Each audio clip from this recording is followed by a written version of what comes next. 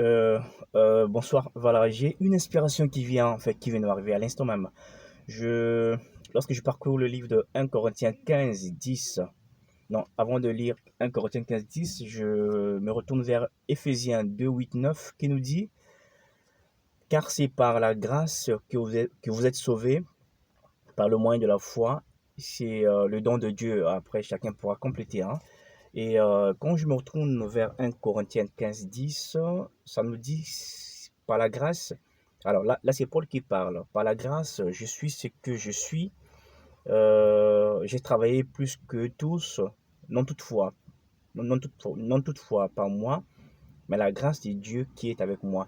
Ça m'a fait réfléchir à l'instant, hein, lorsque je viens de lire cela. Je me dis, mais finalement, je me suis posé la question, pourquoi Paul parle ainsi? Et à côté, j'ai compris que nous sommes sauvés, tous les chrétiens sont sauvés par la grâce, c'est-à-dire au moyen de la foi en Jésus-Christ.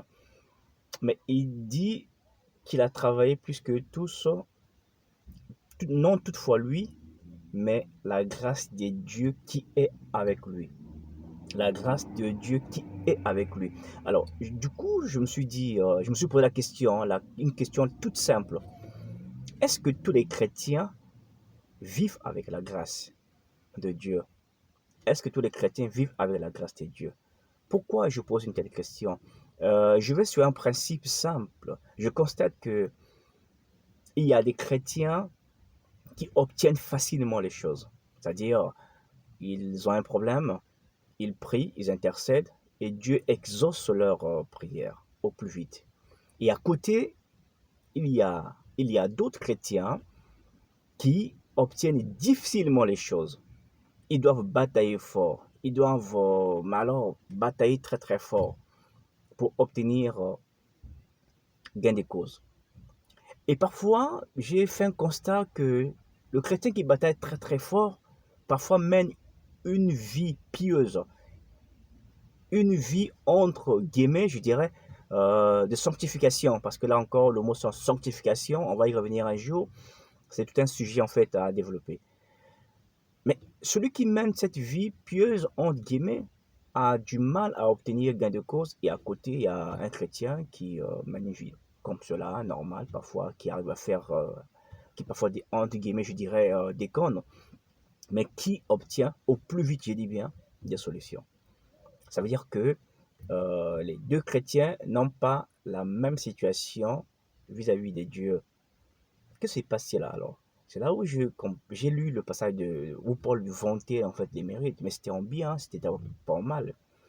Et j'arrive à comprendre que il me semble que tous les chrétiens ne vivent pas avec la grâce, quoique tous les chrétiens ont obtenu la grâce d'être sauvés. Parce que nous savons que le péché originel qui renfermait l'humanité, notamment tout le monde, les chrétiens, personne à cause de ses œuvres pouvait s'en sortir. Donc il aurait fallu effectivement que la grâce de Dieu puisse agir en Jésus-Christ, d'où le salut.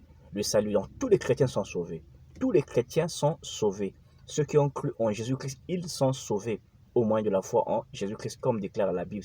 Et ça, c'est une vérité indéniable. Cependant, est-ce que tous les chrétiens vivent avec la grâce de Dieu? Alors là, je m'interroge et je doute fort. Je doute fort que tous les chrétiens vivent avec la grâce. Je suis convaincu maintenant que, et je peux me tromper, hein, vous me direz, mais je pense que certains chrétiens vivent avec la grâce et d'autres chrétiens ne vivent pas encore avec la grâce de Dieu. Sinon, comment comprendre ces deux traitements différents? Certains, les choses vont au plus vite facilement et d'autres doivent toujours souffrir. Tous les chrétiens ne vivent pas la grâce. Donc moi, aujourd'hui, je te conseille, bien-aimé, dans tes prières, vraiment implore la miséricorde de Dieu pour chercher à comprendre quels sont les freins, quels sont les éléments qui empêchent que tu vives avec la grâce. Je sais que la grâce t'a été accordée du fait que tu as été sauvé. Mais est-ce que tu vis avec la grâce? Alors, tu dois intercéder là-dessus parce que je sais que la grâce de Dieu, c'est aussi un don. C'est aussi un don, c'est pas parce que tu vas le vouloir que automatiquement tu auras la grâce de Dieu. c'est aussi un don. C'est Dieu, il donne à qui il veut, comme il veut. Il fait grâce à qui il veut, comme il veut. Mais c'est bien de vivre avec la grâce. Parce que quand on vit avec la grâce de Dieu, je t'assure, bien-aimé, les combats que tu mènes, tu vas les résoudre facilement. Tes demandes que tu fais, les requêtes que tu fais à Dieu par la prière, tu vas obtenir des solutions facilement. C'est ce qui fait que vous remarquerez qu'il y a certaines personnes qui, par exemple, je prends le cas ici de l'Europe, qui arrivent en Europe, mais la vie se déroule facilement. Je parle des chrétiens, je ne parle pas des païens, parce que les païens ont d'autres alliances hein, avec le monde des ténèbres. Moi, je ne parle pas des païens, je parle ici des chrétiens, parce que le chrétien a une alliance avec Dieu. Et donc, il y a des chrétiens qui arrivent ici, mais voilà, les choses vont bien, ils rencontrent des difficultés, mais les choses ils arrivent à trouver des solutions, mais alors facilement, comme si il y a une main qui vient les aider à chaque fois qu'il y a un problème. Mais cependant, il y a d'autres qui, des années après années, sont dans des difficultés incroyables, sont dans des situations incroyables. Et je me dis, qu'est-ce qui ne va pas? Je pense que ces frères, ces sœurs ne sont pas encore avec la grâce. Il faut donc aller chercher. Au lieu de faire des jeûnes, des prières sur ces situations-là, repartez d'abord revoir votre identité avec Dieu. Que pense Dieu de votre vie? Que pense Dieu de ce que tu es? Qui es-tu devant Dieu? Il faut que tu te poses ces questions-là. Il faut que tu trouves des réponses. Qui es-tu devant Dieu? Qu'est-ce que Dieu te reproche en fait?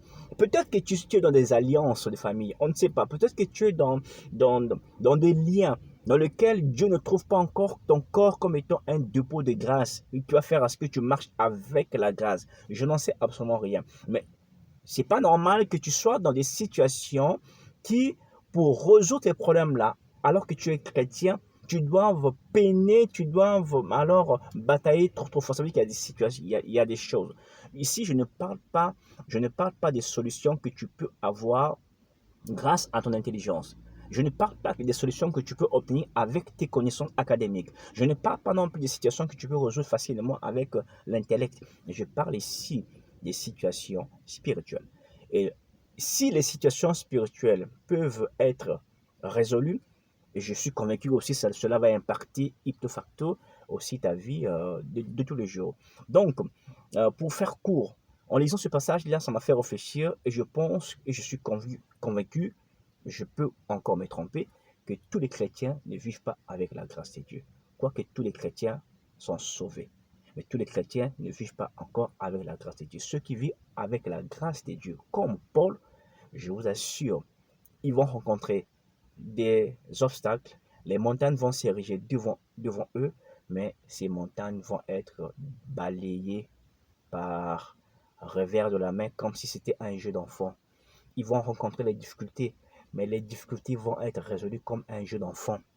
Ils vont avoir des situations à résoudre au travail, que ce soit dans leur famille, que ce soit dans leur environnement, mais les situations seront résolues comme un jeu d'enfant. Bien aimé, je te conseille, cherche, va, retire-toi, mets-toi en retrait, interroge ton Dieu.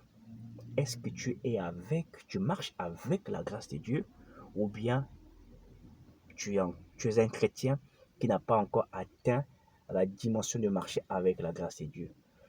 Vraiment que le Seigneur te soutienne, te fortifie. C'est pas un sujet à polémique, mais c'est juste que je veux lancer cette réflexion pour que ça essaie de t'aider à comprendre et peut-être que par là, à renouveler ton intelligence. Que le Seigneur te bénisse.